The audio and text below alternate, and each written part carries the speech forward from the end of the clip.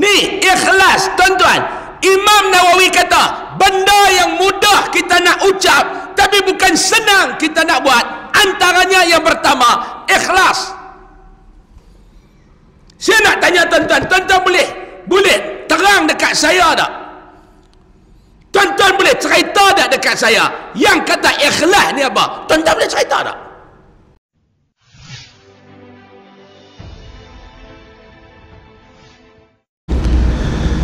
Assalamualaikum warahmatullahi wabarakatuh. A'udzu billahi minasy syaithanir rajim. Bismillahirrahmanirrahim. Alhamdulillahi rabbil alamin wa bihi nasta'in ala umurid dunya waddin.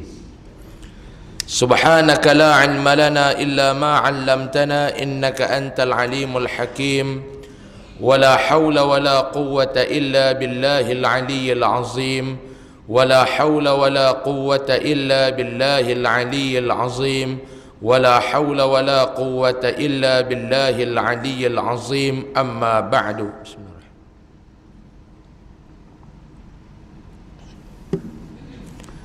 قال الله سبحانه وتعالى في كتابه الكريم أعوذ بالله من الشيطان الرجيم. بسم الله الرحمن الرحيم. ومن أحسن قولا ممن دعا إلى الله وعمل صالحا وقال إنني من المسلمين. صدق الله العظيم. بسم الله ما شاء الله لا يسوق الخير إلا الله. بسم الله ما شاء الله لا يصرف السوء إلا الله. بسم الله ما شاء الله ما كان من نعمة فمن الله. بسم الله ما شاء الله لا حول ولا قوة إلا بالله العلي العظيم. أما بعد. Muslimin dan muslimat, hadirin dan hadirat rahimakumullah. Mudah-mudahan kita yang berada pada malam ini dirahmati serta diberkati oleh Allah Subhanahu wa ta'ala. Amin, amin, ya rabbal alamin. Pertama sekali, alhamdulillah, puji dan syukur setinggi-tingginya kita panjatkan kehadrat Allah Subhanahu wa ta'ala. Pada malam ini dapat kita meneruskan lagi pengajian kuliah bulanan kita, tuan-tuan, dengan kita membaca kitab 40 hadis jalan ke syurga. InsyaAllah kita sampai pada muka surat 30. Muka surat 30 kita sampai kepada hadis yang ke-12. Hadis yang 12 di bawah bab sabar. Bismillahirrahmanirrahim. Qala musannifur rahimahullah wa nafa'ana bihi wa bi'ulumihi في الدارين أمين يا رب العالمين. عن أبي موسى رضي الله عنه أن النبي صلى الله عليه وسلم قال: إذا مات ولد العبد قال الله تعالى لملائكته: قبضتم ولد عبدي؟ فيقولون: نعم. فيقول: قبضتم ثمرة فؤاده؟ فيقولون: نعم. فيقول: فماذا قال عبدي؟ فيقولون: حمدك واسترجع.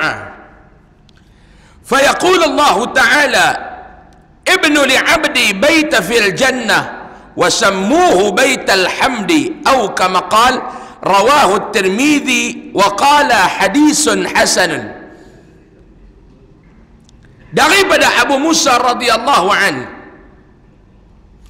sesungguhnya Nabi sallallahu alaihi wasallam bersabda, apabila seorang anak hamba Allah Ta'ala mati, Nabi cerita, kita ni hidup ni, tuan-tuan, akan berhadapan dengan kematian diri sendiri dan ahli keluarga. Di antara benda yang berat di atas dunia ni, tuan-tuan, bila mana Allah Ta'ala mengambil anak tu balik, maknanya Allah Ta'ala menjemput anak kita ni balik.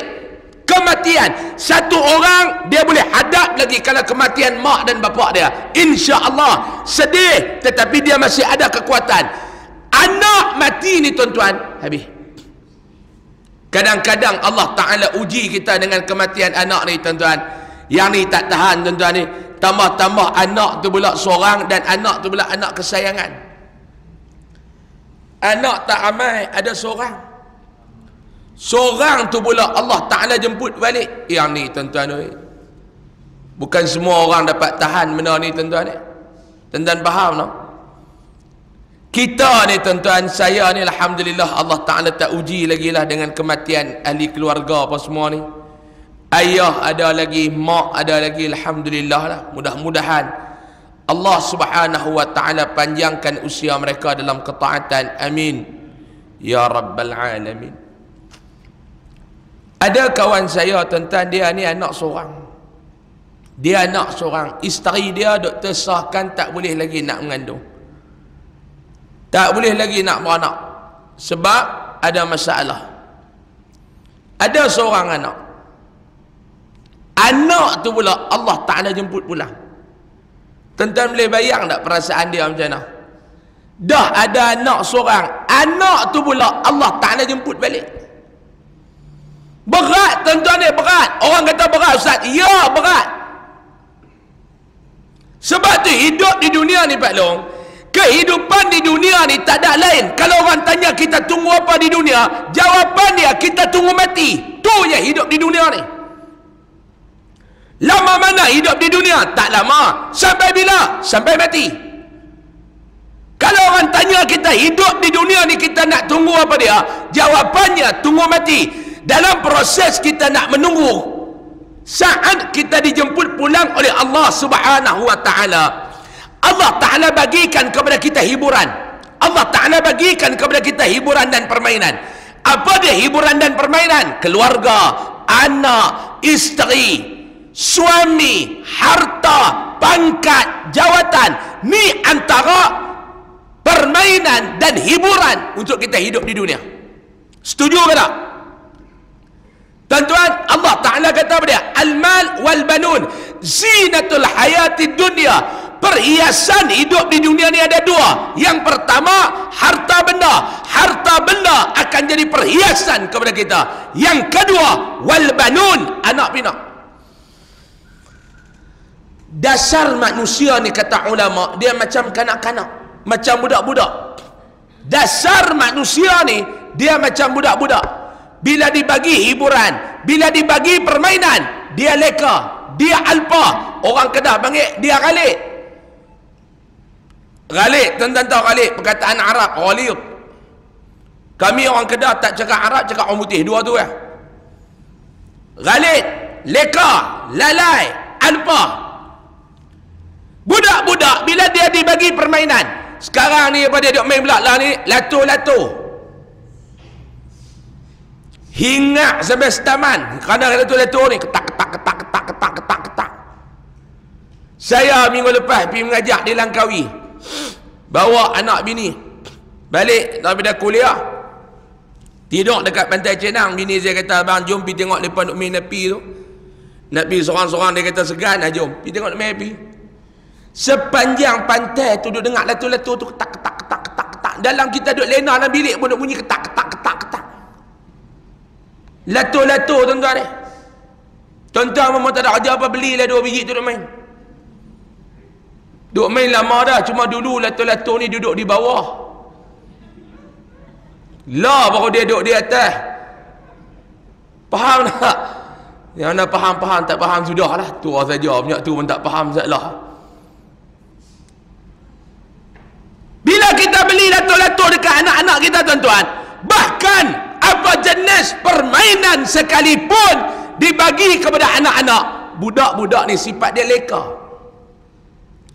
Budak-budak ni sifat dia alpa. Dia ghalib. Disuruh makan, dia tak mau makan. Mak dia suruh mandi, dia tak mau mandi. Bagi main handphone, dia duk main no game. Suruh mandi, dia tak mau mandi. Suruh makan, dia tak mau makan. Bila dia leka macam tu, mak dia akan ambil balik mainan, ayah dia akan rampas balik mainan. Bila mainan yang dirampas daripada tangan kanak-kanak, apa yang akan berlaku kepada kanak-kanak tersebut? 2 saat daripada sekarang, apa yang akan berlaku dekat kanak-kanak tersebut? Nangis, teriak. Betul tak? Kau tuan-tuan yang duduk di Selangor ni, anak-anak tuan-tuan kalau kena rampas mainan, dia gelak, nangis. Sama tak dengan kita hidup di dunia? Allah Ta'ala bagikan kepada kita hiburan. Allah Ta'ala bagikan kepada kita ni tuan-tuan permainan. Bermain dengan anak, bermain dengan isteri, bermain dengan suami, bermain dengan mak dan ayah, bermain dengan harta, bermain dengan pangkat dan jawatan. Tapi kita leka, kita galit, kita alpa. Bila benda tu berlaku kepada kita, Allah Ta'ala dia cabut balik benda tu. Bila direntak, bila diambil, bila ditarik, manusia akan mula menangis.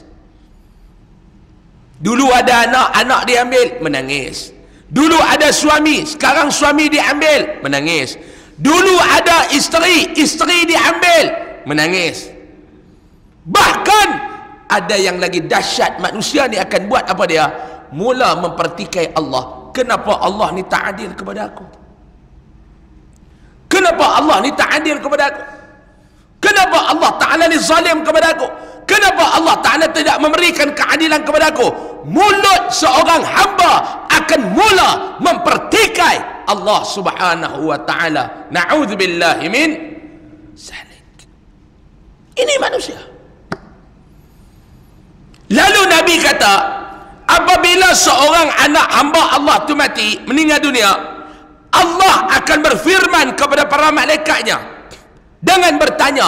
Allah Ta'ala tanya kepada malaikat, qabattum walada abdi, apakah kamu telah mencabut nyawa anak hamba aku tu?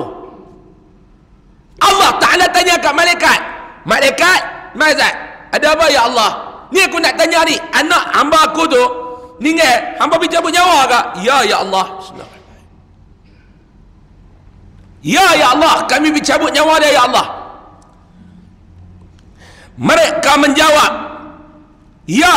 Allah Ta'ala bertanya semula, kamu telah mengambil nyawa buah hatinya?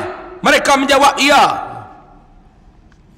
Allah Ta'ala kata, hang dah ambil nyawa buah hati dia? Ya. Allah Ta'ala bertanya lagi, apa yang diucap oleh hamba-Ku ketika kematian anaknya itu? Bila anak dia meninggal, dia kata apa? Apa yang keluar daripada lidah dia? Apa yang ditutur oleh lidah dan mulutnya? Mereka berkata, dia memujimu dan mengucap istirja', yaitu inna lillah wa inna ilaihi raji'un. Maka Allah memerintahkan kepada para malaikat dengan berfirman, binakan untuk hamba-Ku itu suatu mahligai di dalam syurga dan namakan dia dengan nama Baitul Hamdi, yaitu mahligai kepujian. Ini hadis hasan sahih riwayat daripada Imam At-Tirmidzi.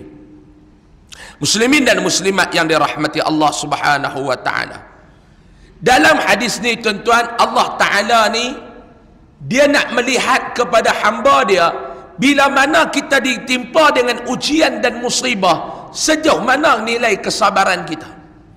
Sebab tu Imam An-Nawawi rahimahullahu ta'ala sebut, ada 5 benda yang senang diucap, payah nak dibuat dalam hidup ni.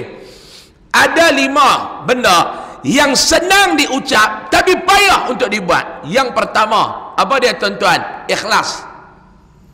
Ikhlas ni senang cakap tapi nak buat bukannya senang tuan-tuan. Setuju ke tak? Cakap senang lah, hidup ni kena ada keikhlasan. Kalau tak ada keikhlasan dalam kehidupan, tak berguna hidup. Orang sedang cakap. Tapi saya nak tanya tuan-tuan, nak terjemah nilai keikhlasan ni senang ke tak? Senang ke tak? Tuan-tuan nampak macam tak ada karan, macam tak faham saya cakap. Saya risau tuan-tuan ni, saya baru ni terkena. Saya masuk ceramah dalam penjara baru ni, Isra' Mi'raj. Ceramah dalam penjara. Duduk ceramah dekat surau tu, depan saya ni banduan saja ni, ramai banduan. Salah satu banduan depan saya tu tuan-tuan, dia duduk depan saya ni, dia ni ketua gangster ke, kepala gangster ke, saya tak tahu.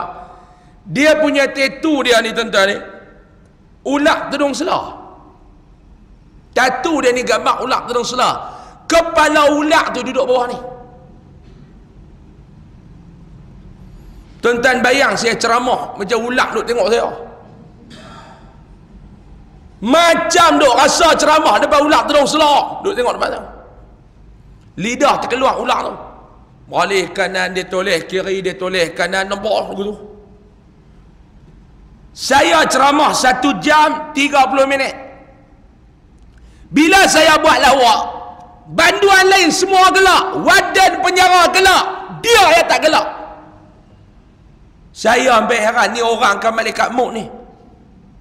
Orang tanya saya, ustaz, yang ustaz duk ceramah ni kadang-kadang ustaz duk buat kelakar ni mesti apa? Jawapan dia mudah. Yang pertama nak ceriakan keadaan. Yang kedua, saya nak tahu tuan-tuan faham ke tak faham saya bercakap. Kalau saya buat lawak tuan-tuan gelak, makna tuan-tuan faham. Kalau saya buat lawak tuan-tuan tak gelak, itu something wrong. Si hamba Allah ni tak gelak. Saya kata haram semua. Puas fikir nak bagi dia gelak, dia tak gelak. Paling kuat pun dia senyum ya. Habis ceramah 1.5 jam, dia bersalam dengan saya. Masa bersalam tu baru dia gelak. Saya kata hang ni tertinggal baih ke apa ni? Orang gelak habis hang baru nak gelak. Dia main bersalam dengan saya. Dia gelak. Saya pun tanya dekat wadan tu, saya kata dia ni baru nak gelak, yang tadi dia tak gelak. Kenapa? Wadan dia jawab, dia pekak saya. Kawan tuli rupanya pekak.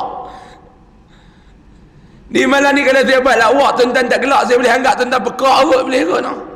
Berdasarkan pengalaman. Tuan-tuan, ni ikhlas tuan-tuan. Imam Nawawi kata benda yang mudah kita nak ucap tapi bukan senang kita nak buat. Antaranya yang pertama, ikhlas. Saya nak tanya tuan-tuan, tuan-tuan boleh terang dekat saya tak? Tuan-tuan boleh cerita tak dekat saya? Yang kata ikhlas ni apa? Tuan-tuan boleh cerita tak? Ikhlas begini. Ikhlas begini. Boleh cerita ke tak? Saya ikhlas tak? Hang tahu tak? Saya tahu dah diri saya ikhlas. Cuba hang buat kerja orang tak ucap terima kasih, bahkan orang maki hang. Macam mana hang rasa macam tu? Jadi AJK masjid, tiba-tiba pemilihan dia kalah. Contoh, saya tak kata siapa nak. Contoh, masa nak buat masjid dulu ni dia yang cari duit. Nak tukar kapek baru dia cari duit. Contoh, tiba-tiba ada 1-2 benda isu, orang pinggirkan dia. Dia bertanding, kalah. Bahkan kalah, orang buat tak peduli kat dia. Masa tu tuan-tuan nak tengok, dia ikhlas ke dia ungkit balik apa yang dia buat? Faham tak? Alah masjid tu, kalau aku tak cari duit, chandelier tu tak pasang.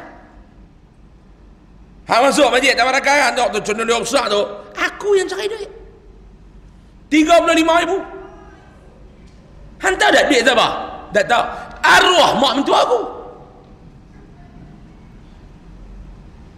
Ni habis kajian, habis cerah dia cerita. Tak guna, pok-pok masjid tu memang tak guna. Tak reti kenang jasa. Kita bukan nak ungkit, aku pun buat kerja dulu, aku ikhlas. Kalau ikhlas dia sebut apa?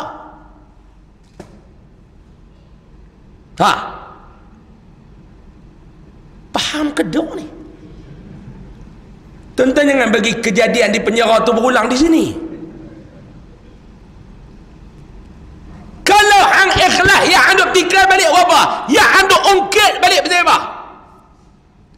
Tuan-tuan, berkahwin 32 tahun, ikhlas. Bila bercerai, habis. Ni dia cerita. Sebab tu kita kalau ikhlas, kita buat sesuatu benda, orang tak ucap terima kasih, kita takkan berkecil hati. Sebab bila kita buat satu benda yang kita nak Allah menghargai, bukan kita kelapak kepujian manusia. Betul ke tak?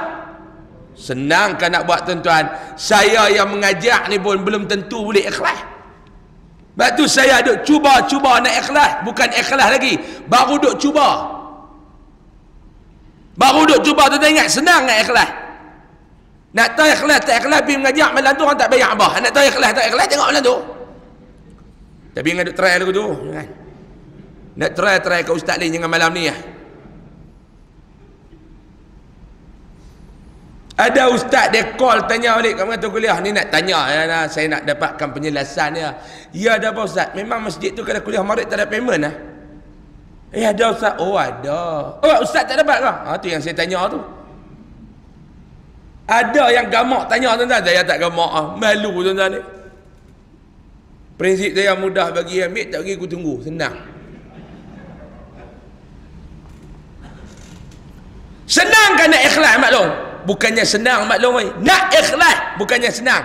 Ni yang pertama, Imam Nawawi kata, benda yang mudah hang ucap, sukar hang nak terjemah. Yang kedua, benda yang hang sukar, yang senang diucap, sukar nak diterjemah. Yang keduanya apa dia? Yang keduanya khusyuk. Semayang khusyuk. Cakap senang nak terjemah, bukannya senang khusyuk tu tuan-tuan.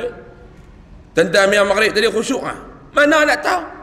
Siapa tahu kata dia semayang tadi khusyuk? Pembohong. Bila hang tahu kata hang semayang tu khusyuk, tu bermakna hang tak khusyuk. Sebab apa tak khusyuk ustaz? Sebab hang tengah semayang, hang boleh rasa kata hang khusyuk, padahal hakikatnya hang tak khusyuk. Faham ayat ni? Dia semayang waladdallin, amin. Dalam hati dia kata, ni baru khusyuk. Khusyuk faham dia bercakap. Habis mayang dia kata, ustaz saya tadi steady ustaz jadi imam, alhamdulillah. Siapa? Saya ustaz rasa khusyuk. Oh, rasa khusyuk. Macam mana tu khusyuk? Masa saya sembahyang tadi, saya tak ingat apa ustaz. Mana boleh hang tak ingat apa? Ya ustaz, saya tak ingat apa. Tak, hang ingat. Ingat apa pula ustaz? Hang ingat hang khusyuk. Tu maknanya hang tak khusyuk. Faham ke tak ni saya abang ni? Tuan-tuan buat malam ni teruk ni. Pasal hujan sehari nampak tuan-tuan macam nak mati tuan-tuan. Nak kata banjir haram dah. Nampak letih tau. Saya nak main kuliah malam ni lagi letih tuan-tuan ni. KL ke Cerah kat 2 jam. Haram sungguh dia jam apa tak tahu. Selalu 45 minit sampai lah. Hari ni 2 jam. Kawan saya bagi tadi Semenyih KL 3 jam setengah. Dia main mana orang ni ramai sungguh tuan-tuan. Di saya lagi teruk pada tuan-tuan, di saya steady lah. Tuan-tuan nak nampak steam lah mata. Tahulah sejuk, jangan duduk lena. Kemarin dulu saya mengajak tuan-tuan majlis, ada Pak Long tu lena, hari ni meninggal. Jaga. 3 hari lah meninggal Pak Long. Khusyuk. Yang ketiga, Imam Nawawi kata, benda yang senang cakap payah nak buat. Yang ketiga, nama dia sabar. Nama dia sabar. Tuan-tuan, kita bicara bab sabar ni, sebelum saya nak baca keterangan ni, saya nak ulas dulu tuan-tuan. Bagaimana cara untuk mendapat kesabaran? Kesabaran ni dia satu benda yang berhubung kait rapat dengan keredaan. Tuan-tuan nak sabar, tuan-tuan kena ada yang satu lagi, nama dia redha. Puas hati dengan apa yang Allah Ta'ala bagi. Sebab tu ulama kata, saya quote kata daripada Imam Al-Ghazali. Imam Al-Ghazali tegur kita, rezeki ni dia bukan datang daripada sudut harta saja, nikmat saja. Kadang-kadang ujian ni juga adalah rezeki. Tuan-tuan faham tak? Ada orang kata rezeki ni macam mana tuan-tuan duk semayang duha.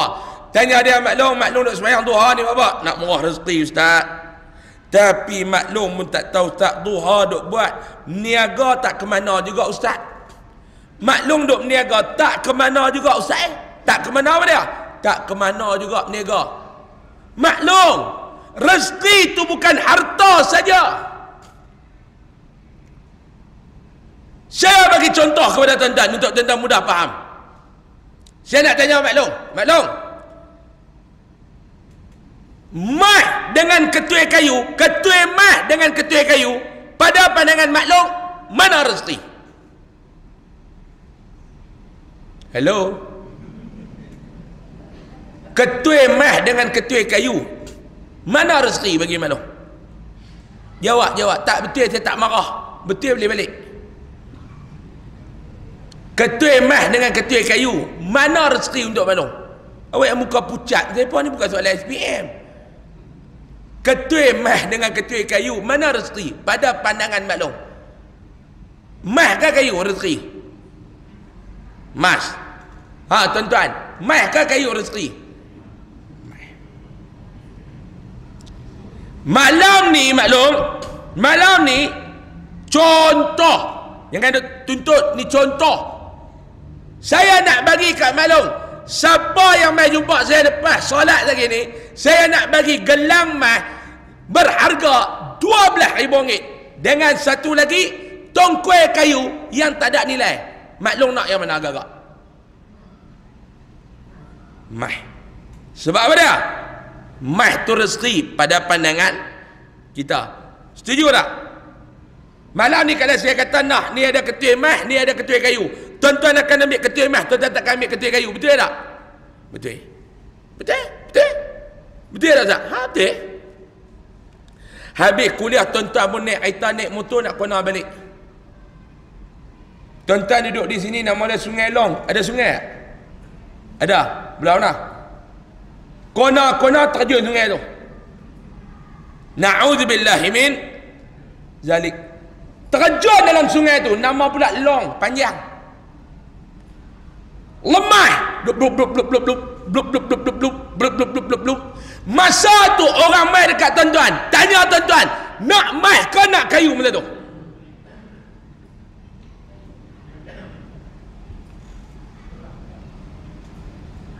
Nak ketui meh ke batang kayu masa tu? Pada pandangan tuan-tuan, masa dalam sungai tu, yang mana rezeki untuk tuan-tuan? Meh ke kayu?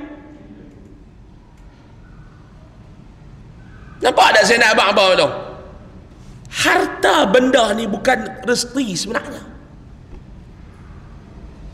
Rezeki itu apa dia? Allah bagi kepada kita suatu benda mengikut keperluan kita. Itu nama dia rezeki. Masa hang duduk dalam masjid, mai dan kayu keperluan hang kata mai. Tapi bila hang duduk dalam sungai, mai dan kayu keperluan hang kayu, bukan lagi mai. Sebab tu syukur Allah Ta'ala bagi pada kita. Contoh, tuan-tuan kata, saya Ustaz, kalau ada duit saya rasa lega. Malam ni kalau saya nak bagi kat tuan-tuan seorang 2 juta, tuan-tuan nak tak? Contoh. Tuan-tuan kata apa? Ustaz malam ni berlagak lepas mas duit pula nak bagi ni. Contoh. Nak bagi tuan-tuan faham. Kalau saya nak bagi kat tuan-tuan seorang 2 juta ringgit malam ni, tuan-tuan mau tak? Mau tak? Sabar tak mau pergi balik? Yang mau lah duduk. Saya nak bagi 2 juta. Ada lain tahu tak? 2 juta ringgit. Contoh. Mau ke tak? Mau lah. Sabar tak mau, gila. 2 juta tak kerja baharan tak nak dapat. Tapi bersyarat. Apa dia? Syarat dia hantar balik kesihatan. Hantar balik kesihatan. Tuan-tuan dapat 2 juta tapi duduk terlantak hantar katil. Mau tak? Nak 2 juta boleh. Tapi syaratnya apa dia? Anak-anak tuan-tuan tolong doa bagi jadi anak derhaka. Jangan jadi anak soleh. Nak ke tak? Tak ada siapa kelepak. Tu maknanya rezeki ni bukan harta. Yang ketiga tuan-tuan, nak dapatkan yang pertama, nak dapatkan sabar kata ulama, kena cari redha. Yang kedua, nak dapat redha, kena sabar. Pening. Nak sabar kena dapat redha. Nak redha kena dapat sabak. Baik, macam mana pula nak dapat sabak ni tuan-tuan? Tuan-tuan kena anggap atas dunia ni, kalau tuan-tuan rasa tuan-tuan ada masalah yang besar, orang lain lagi ada masalah yang besar. Contoh, kita jumpa 3 orang. Satu hari kita jumpa 3 orang manusia. Abang Man, Abang Din, Abang Id, 3 orang. Kita jumpa Abang Man, tanya dia, Abang Man, nampak muka tak ada ceria ni pasal apa? Ustaz, saya ni Ustaz susah hati. Kalau orang Kedah panggil lemah perut. Pasal apa pula? Saya ada 4 orang anak Ustaz. Alhamdulillah, semua berjaya belaka Ustaz. Anak saya yang pertama Ustaz, ketua pengarah pendidikan. Weh, hebat. Yang nombor 2, ketua pengarah SPRM. Weh, hebat. Yang nombor 3, ketua pengarah custom. Weh, semua anak hang ni ketua pengarah. Ya Ustaz. Yang nombor 4, yang tu lah bodoh sikit Ustaz. Hak perempuan tu dia bodoh sikit. Oh, kerja apa? Cikgu. Ha? Oh ya lah, bodoh sikit dah Ustaz. Tu punya kemas memang bodoh anak dia cikgu. Cikgu dah cerdik yang kata bodoh sebab. Tak Ustaz. Dia dengan abang-abang dia kerja paling kecil. Tak apa, aku suka Pak Long lah. Nak Pak Long nak kata bodoh ke apa, bukan anak kami. Kalau anak kami pun penampak anak Pak Long aku suka. Betul apa masalah Pak Long? Yang nombor 4 ni Ustaz, dia ni perempuan. Umur dia Ustaz dah nak masuk 34 dah Ustaz. Tua pada Ustaz setahun. Okey. Tak kahwin lagi Ustaz. Tak kahwin lagi. Tak kahwin lagi Ustaz. Yang Pak Long susah hati ni sebab apa dia? Sebab dia tak kahwin lagi tu yang saya susah hati tu Ustaz. Orang duk kata dia anak darah tua. Oh. Jadinya dalam hidup Pak Long lah ni, itulah masalah Pak Long. Ya Ustaz, itulah masalah saya. Oh, pasal duit. Duit dia tak ada masalah Ustaz. Saya pencen sebulan 4,000 Ustaz. Cukup dah. Saya pun duduk di taman rakan ni, bukan ada rakan banyak. Mana saya dengan bini saya ya? Cukup lah Pak. Cukup. Nasi Ustaz saya makan 2 kali sehari. Sarapan dengan sebelum maghrib. Oh, cukup lah? Cukup. Pagi-pagi nasi lemak 2 bungkus cukup dah untuk 2 orang Ustaz. RM1.5 kupang, RM1.5 kupang, RM3 sehari. Oh, petang makan apa? Petang pun nasi lemak juga 2 bungkus. Makna kami ni belanja Ustaz, tak habis RM10 sehari. Oh, hebat Pak Long. Ya Ustaz. Rokok Isap tak rokok? Rokok Isap Ustaz. Atau rokok? Rokok saya tak nak beli, tutuh yang kawan. Minta kawan ni 2 batang, kawan ni 2 batang, selesai dia kata. Oh, ni nama dia penjimatan. Ya Ustaz. Ni nama dia penjimatan. Masalah Pak Long yang sebenarnya bukan tak ada apa Ustaz. Masalah saya, anak saya tu yang tak kahwin lagi ya. Tu masalah saya. Oh, besar masalah Pak Long. Oh, besar Ustaz, besar. Dia rasa masalah dia besar. Ni Abang Man. Kita jumpa pula lepas tu Abang Din. Nampak Abang Din ni pula susah hati. Bang Din, sebab apa yang nampak susah hati Bang Din? Ustaz, saya baru kena buang kerja Ustaz. Anak saya 3 orang Ustaz, masih duduk ngaji lagi. Saya dah hilang pekerjaan. Isteri saya pula sakit Ustaz. Abang Din dengan Abang Man, mana masalah berat lagi tentang rasa? Yang tadi anak tak kahwin, yang ni kerja hilang, mana besar lagi kata? Din lagi besar. Oh, sabar lah Mandin, tak apa, kita cari kerja baru. Itulah Ustaz, kalau ada kerja apa beritahu lah. Sabar Mandin. Jumpa pula Bang duduk depan rumah, muka pucat, kerat, pipi, darah tak keluar. Tanya Bang Id, ada masalah apa Bang Id? Ustaz, doakan saya Ustaz nak. Awak, ada masalah apa Bang Id? Saya lusa nak kena buat operation bypass. Oh, jantung tersumbat. Tersumbat Ustaz. Lepas tu yang Mak Id duduk sehati betul apa? Ustaz, jantung lepas nak awak keluar pada badan Ustaz. Nyawa transfer pergi bergantung dekat mesin. Darah kena sedut. Jantung ni wak keluar Ustaz, tak tepi. Doktor cerita, ambil orat dekat paha sampai ke buku lali, pi buat paip baru dekat jantung, angkat bubuh pula. Ustaz, Tiba-tiba spek mata doktor tu dia buat kelabu, ustaz. Doktor tu silap tekan mesin tu, ustaz, jalan. Tiga orang ni tuan-tuan, mana masalah paling besar agak-agak? Tiba-tiba Ba'id main jumpa Bang Den dengan Maman. Tak apa Man, hang anak hang tak kahwin Man kan? Aku boleh tolong anak aku yang kecil, aku suruh kahwin dengan anak hang. Alhamdulillah, syukurlah Id. Settle dah masalah hang? Settle. Hang Den, aku ada masalah kerja tak ada. Tak apa, hampir kerja dengan abang aku. Gaji hang dulu berapa? Gaji aku dulu 4,000. 6,000 aku suruh abang aku bayar. Abang aku orang kaya.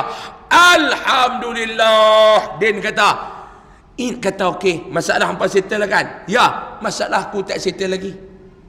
Lah ni boleh tak kita tukar, hampa pergi masuk AJN buat operation, aku keluar. Agak-agak dua orang ni mau ganti ya, Bang Id. Ni maklum kadang-kadang kita rasa masalah yang kita hadap ni paling besar. No. Banyak orang yang lebih bermasalah daripada kita. Sebab tu nak dapat sabar, kena dapat redha.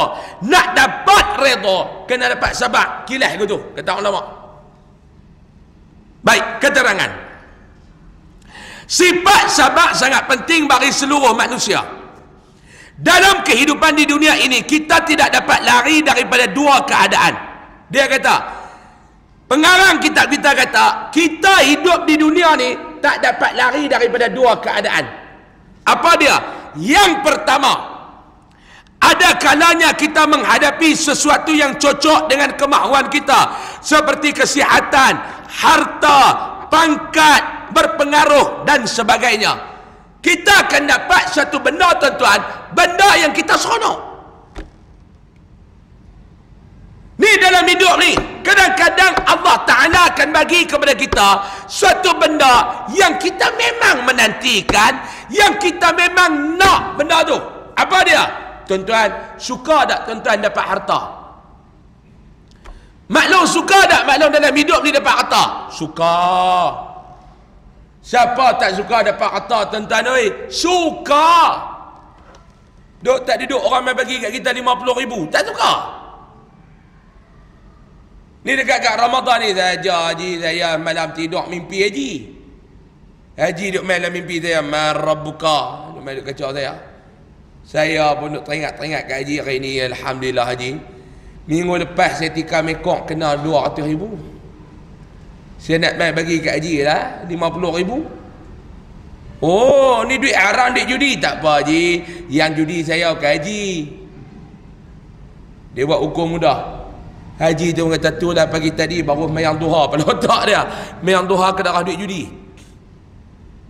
Seronok tak kalau orang bagi duit? Woi, seronok tuan-tuan oi.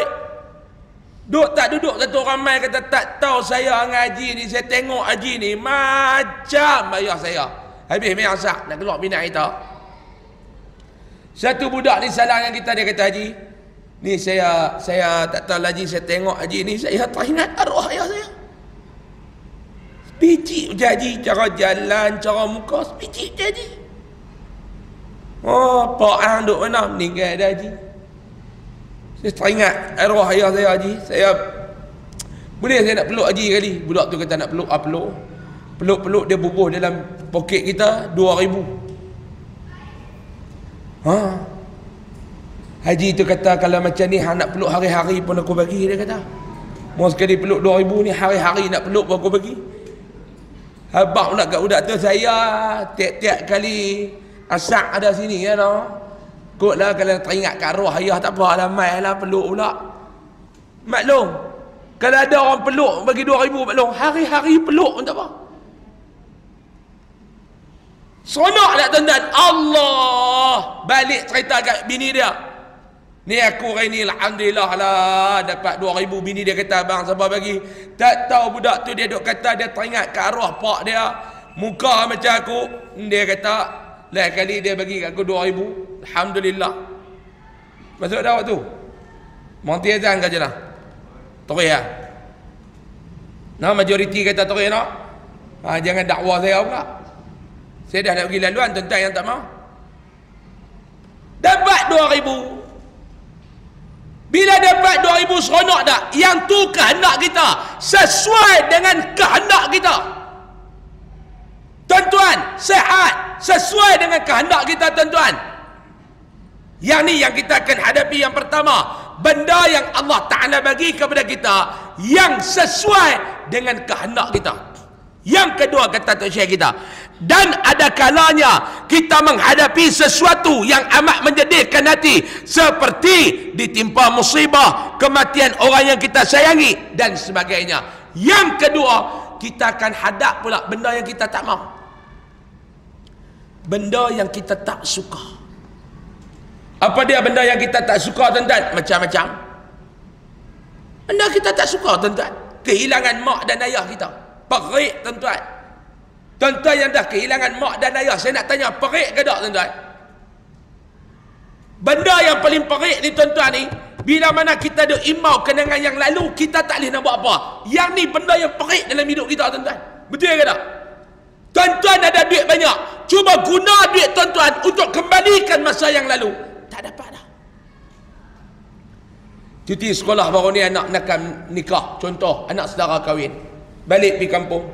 Balik-balik pergi kampung, tuan-tuan, lintas depan rumah arwah mak kita, arwah mak pak kita. Tanah tu kita tengok, tuan-tuan, rumah pusaka dia jadi rumah puaka dalam ni. Tengok rumah tu saja meruntun jiwa, meruntun jiwa. Betul tak saya kata? Meruntun jiwa. Lintas depan rumah, tengok rumah ayak mata je tu.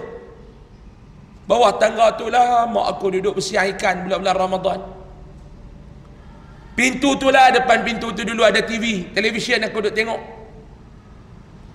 Meruntun jiwa, tuan-tuan, meruntun jiwa. Ni tambah dekat-dekat dengan Ramadan ni, tuan-tuan ingat lagi tak masa tuan-tuan kecil duduk di kampung, Ramadan macam mana orang sambut? Meruntun jiwa. Tuan-tuan ada duit banyak mana pun, tuan-tuan tak boleh beli masa yang lampau, tak boleh mengembalikan diri tuan-tuan kepada masa yang lampau. Meruntun jiwa. Mak dah tak ada, ayah dah tak ada. Tuan-tuan dengar lagu raya pun tak ada rasa feeling apa adalah. Teringat kat arwah mak, teringat kat arwah ayah. Balik kampung dulu, kena balik tengok mak masak apa, ada sampai petai dalam periuk, sampai petai kita makan.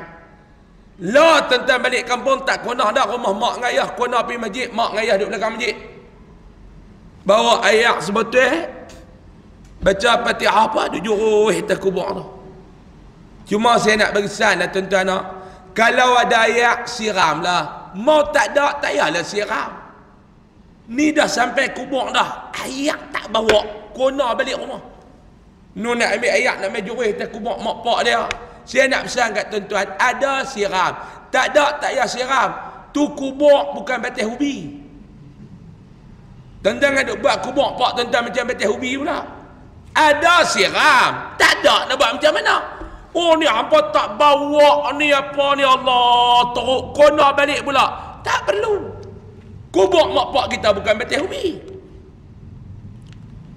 Meruntun jiwa, tu benda yang kita tak seronok kita hidup ni dapat kadang-kadang. Maka dalam kedua-dua situasi itu kita perlukan kesabaran. Kata pengarang kitab kita, dalam kedua-dua situasi itu, yang pertama kita dapat benda yang kita seronok, yang kedua kita menghadapi benda yang kita tak suka. Dua-dua ni tuan-tuan, kita kena hadap dia dengan nilai kesabaran. Kok mana pula ustaz? Sabar, kita baca. Sabar ketika bergembira adalah dengan memastikan semua nikmat pemberian Allah itu kita syukuri dan kendali dengan baik. Sabar bila hadap benda yang Allah Ta'ala bagi kepada kita berbentuk benda yang kita suka, kita kena pastikan benda tu kita urus tadbir dia sesuai dengan kehendak daripada Allah Subhanahu wa Ta'ala. Sebab jika dibiarkan tanpa pengendalian yang sempurna, kita akan terjerumus dalam kelazatan dan kemewahan, dan dibimbangi ianya akan mengheret kita ke lembah kebinasaan. Kalau kita urus dengan tak cantik, tak baik tuan-tuan, dia akan bawa kepada kebinasaan. Na'udzubillahi min zalim. Sabar ketika ditimpa musibah pula dengan mengembalikan segala-galanya kepada Allah sebagai pencipta. Bila kena musibah, balik-balik, inna lillahi wa inna ilaihi raji'un. Allahumma ajurni fi musibati wa akhluf li khairan minha. Itu doa dia. Boleh apa tak? Nampak jang kepala otak cerah elok. Ikut saya tuan-tuan. Inna lillahi wa inna ilaihi raji'un. Dapat musibah apa? Tak tentu mati benda tu. Ni mati, inna lillahi. Tak. Jatuh motor dengar apa musibah, balik-balik. Istarji'. Balik-balik kepada Allah Subhanahu wa ta'ala. Dia panggil istirja'. Balik-balik kepada Allah. Lepas tu kita baca doa pula. Allahumma ajurni. Allahumma ajurni fi musibati wakhluf li khairan minha. Maknanya apa doa tu tuan-tuan? Nabi ajak, ni doa yang Nabi ajak. Allahumma ajurni fi musibati wakhluf li khairan minha. Minta ke Allah musibah yang datang ni jadikan dia pahala kepada kita, dan tolong gantikan kepada kita dengan benda yang lebih baik daripada apa yang dia timpakan kepada kita. Tu cara dia. Kembalikan kepada Allah.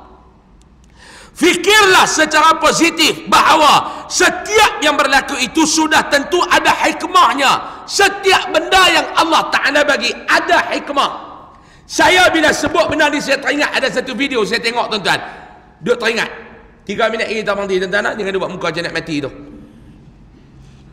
Ada satu video saya tengok tuan-tuan, lama dah. Video daripada CCTV dekat negara China ke dekat negara orang putih, saya tak tahu lah. Dekat bus stop tu ada satu brother ni, dia duk tunggu bas. Dia tunggu bas. Tengah-tengah dia duk tunggu tuan-tuan, semut merah datang. Duk, orang kata apa kalau bahasa Kedah, mungkin ketik kaki lah. Dia pun duk kena marah. Dia hempak kaki apa semua tu, dia jalan masuk. Dia hentak kaki, dia berjalan masuk. Marahlah. Sebab apa nama, semut duk ketik kaki. Marah. Dia duk hentak kaki, dia pi demai, duk hentak pula dia pi. Tuan-tuan, rupanya selepas dia belah tu tuan-tuan, satu kereta yang hilang kawalan langgar tempat yang dia duduk tu. Kalau Allah Ta'ala tak hantar semut tu, rasa-rasa dia hidup ke dia mati? Dia marah semut tu. Dia tak nampak hikmahnya. Sebab tu tuan-tuan, setiap benda yang Allah Ta'ala bagi, kata Imam Ghazali, setiap benda itulah benda yang paling terbaik dalam hidup kita. Tuan-tuan sakit itulah yang terbaik untuk tuan-tuan. Tuan-tuan sihat itulah yang terbaik untuk tuan-tuan. Ni dia kata, hikmah Allah Ta'ala bagi. Lalu kita menerima dengan hati yang reda dan yakin bahawa Allah memberi pahala besar dan dia akan menganugerahkan sesuatu yang lebih baik daripada musibah tu, insya Allah. Orang yang reda dengan kematian anak sebenarnya telah mencontohi akhlak mulia Ummu Sulaim yang dipuji oleh Rasulullah sallallahu alaihi wasallam. Orang yang kematian anak tu, dia mengikut jejak langkah Ummu Sulaim yang dipuji oleh Allah. Imam Al-Ghazali membahagikan sabar kepada 3 tingkatan. Imam Ghazali kata sabar ni ada 3 tingkatan. Tingkatan yang paling tinggi adalah sabar dalam melakukan ketaatan, diikuti pula dengan sabar dalam meninggalkan maksiat, dan sabar menghadapi musibah. Sabar ni ada 3 benda kata Imam Ghazali. Yang pertama, sabar dalam melakukan ketaatan. Nak buat taat tuan-tuan, nak main sembahyang, nak dengar kuliah, mau tak sabar, tuang. Yang kedua, sabar nak meninggalkan maksiat, perlukan kesabaran. Yang ketiga, sabar dalam menghadapi ujian. Mudah-mudahan Allah Subhanahu wa ta'ala menggolongkan kita dalam golongan yang sabar. Amin. Amin. Ya Rabbal Alamin. Wallahu alam. Jadilah untuk malam ni tuan-tuan, dah sampai stesen, kena berhenti ya. Kalau buka stesen baru tu pula, tuan-tuan tak tahu nak berhenti dekat stesen mana. Jadi untuk malam ni cukup sekadar itu dulu tuan-tuan. Wallahu alam. Saya mohon maaf banyak-banyak kita tangguh dengan tasbih kafarah dan suratul Asr. Subhan.